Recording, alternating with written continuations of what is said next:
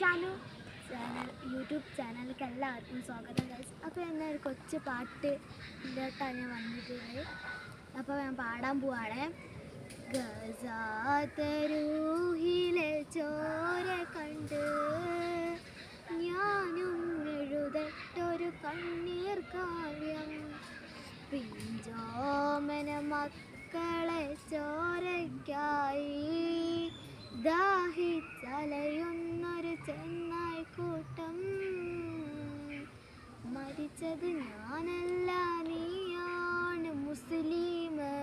ഫാസിസ് തടവറയിൽ അടിമയായി നിൽപ്പോനി.